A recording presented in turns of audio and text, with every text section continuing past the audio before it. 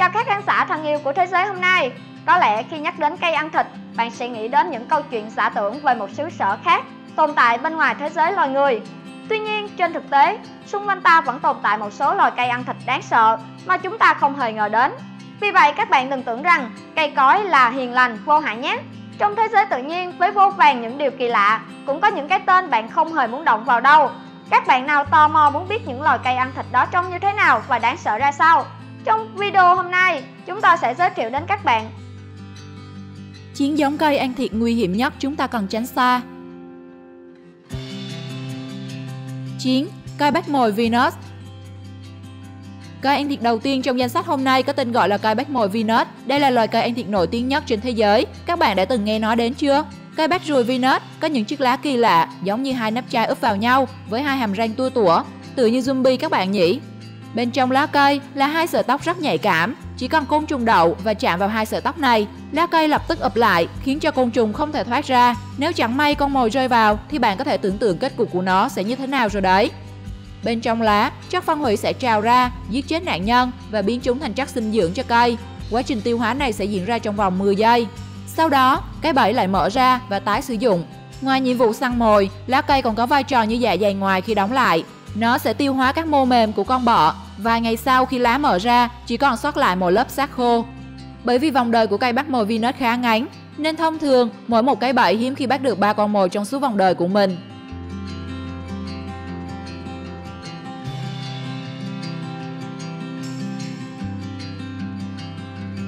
8. Cây gọng vó. Là loài cây ăn thịt phổ biến trên thế giới, nó được tìm thấy ở khắp các châu lục, trừ Nam Cực. Chúng sống trong các đầm lầy hay các bãi than bùn. Cây gọng vó có một cách khá nhàn nhã để kiếm mồi riêng cho mình.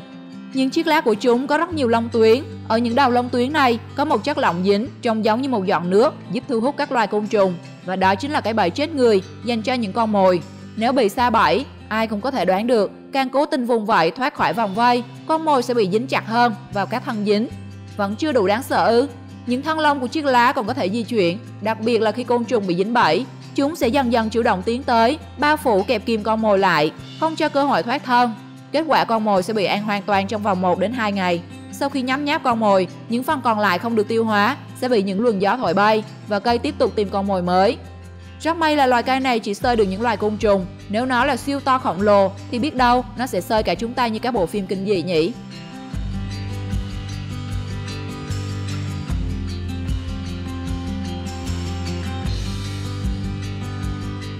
7. Cây rắn hổ mang. Không biết có bạn nào đã nhìn thấy loài cây độc lạ này chưa nhỉ? Cây rắn hổ mang sống chủ yếu ở các vùng đầm lầy ở nước Mỹ. Sở dĩ chúng có tên gọi như vậy vì hình dáng của chúng chẳng khác nào giống một con rắn hổ mang với một chiếc lưỡi dài thò ra ngoài. Đặc biệt, loài cây này có thể cao đến hơn 2 mét. Nhưng các bạn có biết điều gì làm cho chúng trở nên đáng sợ trong giới tự nhiên hay không? Đơn giản vì chúng khác với phần đông những loài thực vật lấy dinh dưỡng từ đất. Chúng lại sống và phát triển nhờ ăn thịt. Những chiếc lá của chúng tiết ra một mùi hương quyến rũ, dùng để thu hút các con mồi như ruồi, muỗi và côn trùng. Khi côn trùng bám vào chiếc lá này thì lập tức chúng sẽ bị trúng độc và tê liệt, sau đó rơi vào trong cuốn lá. Lúc này cây sẽ tiết ra một chất lỏng để giêm chết con mồi. Con mồi sau đó bị phân hủy trở thành dinh dưỡng để cây hấp thụ trong quá trình tồn tại và phát triển.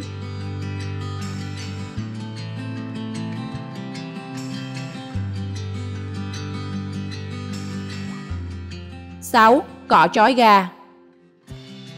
Là giống cây ăn thịt nguy hiểm nhất chính là cỏ trói gà. Nó còn có tên gọi khác là bèo đất. Khác với nắp ấm hay cây bắt ruồi, cỏ trói gà không có bộ phận dùng để bắt mồi mà chỉ dựa vào lá để kiếm ăn. Có thể nếu lần đầu tiên nhìn thấy loài cây này, bạn sẽ chẳng bao giờ nghĩ nó là loài cây ăn thịt. Thế nhưng chúng lại là những sát thủ đáng gờm trong giới thực vật. Lá cây có hình dáng như bông sen, cánh tròn, mép cánh có lông dài. Trông chúng vô hại nhưng lại cực kỳ lợi hại. Cỏ trói gà săn mồi bằng cách lá cây tiết mật thơm thu hút côn trùng đến. Khi côn trùng chạm vào cánh, lông cánh sẽ lập tức bao vây, đồng thời tiết ra chất dịch để dính chặt con mồi, sau đó phân hủy và hấp thụ đạm qua ngay chính trên lá. Điều thú vị là loài cây ăn thịt này nghe có vẻ khá nguy hiểm, tuy nhiên chúng còn có thể dùng để chữa các bệnh ho gà. Ngoài ra chúng còn có tác dụng làm mềm và bong các vết chai ở bàn chân.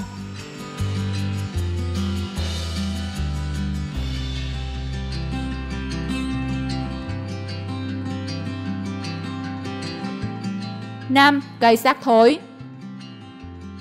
Nghe đến cái tên thôi là đã thấy ô nhiễm môi trường rồi phải không các bạn? Bởi trong số những loài cây ăn thịt trên thế giới, cây hoa xác chết là một trong những loài cây ăn đạm lớn nhất với chiều dài gần 3 mét. Điều làm nên sự khác biệt chính là nó có mùi mạnh nhất và đáng sợ nhất. Cây xác thối không dùng mùi ngọt ngào hay dáng vẻ ngọt ngào, đáng yêu để hấp dẫn con mồi, mà nó sử dụng loại mùi hôi thối như mùi thịt ôi để làm bẫy. Vậy mà các loài ong lại rất kém mùi vị này. Một khi đã đậu trên những cánh hoa, phấn hoa của hoa xác chết sẽ rơi như mưa, khiến ong không thể thoát thân mà rơi xuống đáy hoa. Tại đây, các chất nhầy sẽ nhanh chóng bao bọc nạn nhân xấu số và phân hủy thành dưỡng chất cho cây hấp thụ và phát triển. Đồng thời, nó sẽ tiếp tục chu trình săn mồi bằng thứ mùi vị kinh khủng mà dám chắc các bạn sẽ không bao giờ dám đến gần.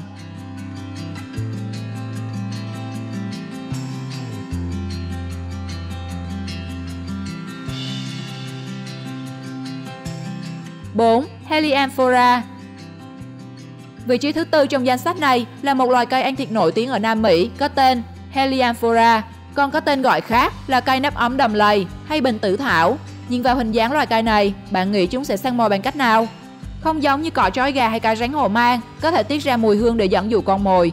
Helianthera chỉ cần đứng yên đó đợi con mồi, lọt hố theo đúng nghĩa. Bởi lá của Helianthera có hình dạng như chiếc ống, có thành rất trơn và chứa nước bên trong. Đây cũng chính là chiếc bẫy con mồi hiệu quả của loài cây này. Khi con mồi xấu số rơi xuống chiếc lá, sẽ bị nhốt giữa bên trong mà không thể thoát ra được, và hậu quả của việc lỡ bước xa chân chính là cái chết. Tuy chúng không có khả năng tiết ra dịch tiêu hóa, nhưng với sự giúp đỡ của các loại vi khuẩn, loài cây này sẽ dễ dàng tiêu hóa những con mồi.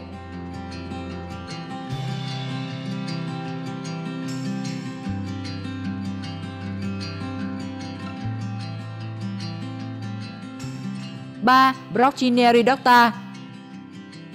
Khi nói đến loài thực vật ăn thịt đáng sợ nhất, chúng ta không thể không kể đến loài cây Brocchinia ridotta có nguồn gốc từ Nam Mỹ.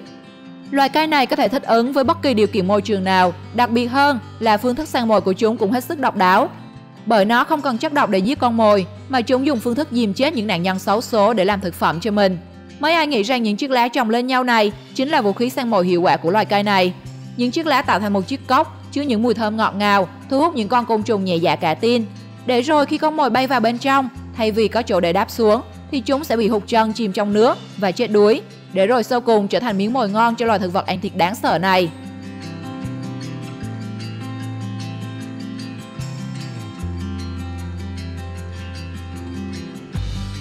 2. Cây hố bẫy Sarracenia. Nhìn vào hình dáng loài cây này, phải chăng các bạn chẳng bao giờ nghĩ nó lại là một trong những sát thủ đáng gờm trong giới thực vật ăn thịt. Chúng đẹp là thế nhưng cũng nguy hiểm không kém. Cây hố bẫy có tên khoa học là Sarracenia, thường sống trong các đầm lầy Bắc Mỹ. Lá cây này nằm sát mặt đất, mỗi lá có một dạng bao đài, phiến lá của cây có nắp sặc sỡ trông như cái dạ dày. Ở trong dạ dày đó có nhiều tuyến tiết mật thu hút sâu bọ. Khi sâu bọ sa vào, nó như rơi vào hố đen vũ trụ, gần như không có bất cứ một cơ hội thoát thân nào, bởi nó sẽ bị vướng vào các sợi lông dày và nhám bên trong. Tựa như cây nắp ấm, con mồi sẽ bị nhấn chìm trong chất lỏng mà cây tiết ra, để rồi không lâu sau trở thành thức ăn nuôi sống cây. Tuy ngoại hình loài cây này trông rất độc đáo, nhưng chúng tôi khuyên các bạn nếu thấy loài cây này hãy tránh xa, bởi khác với những loài cây cùng họ, Sarracenia mang trong mình một mùi hương khó chịu không khác gì nước tiểu của loài mèo.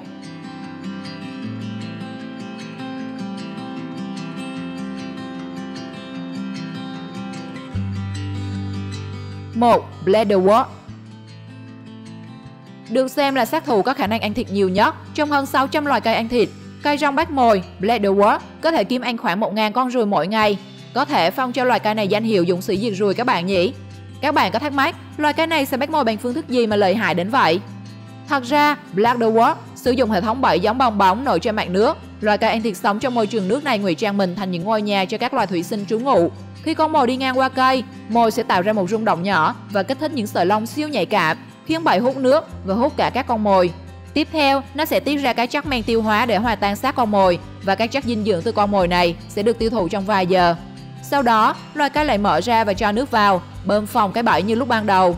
Nạn nhân của loài cây ăn thịt này là các sinh vật như côn trùng, giun và động vật nhỏ dưới nước. Vì chúng có kích thước cũng tương đối nhỏ nên các bạn không cần phải lo lắng nó có thể xơi tái chúng ta. Tuy nhiên, nếu nó cũng như các loài cây ăn thịt trong các bộ phim viễn tưởng thì có lẽ con người cũng là một trong những con mồi béo bở của loài cây này.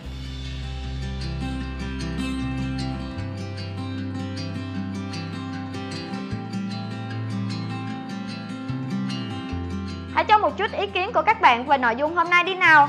Loài cây ăn thịt nào làm bạn ấn tượng nhất? Bạn đã thấy chúng ngoài đời thật chưa? Hãy comment bên dưới câu trả lời của bạn để mọi người cùng biết nhé. Đừng quên like, share và follow kênh để tiếp tục đồng hành cùng Thế giới hôm nay, khám phá thêm nhiều điều thú vị về cuộc sống. Xin chào và hẹn gặp lại!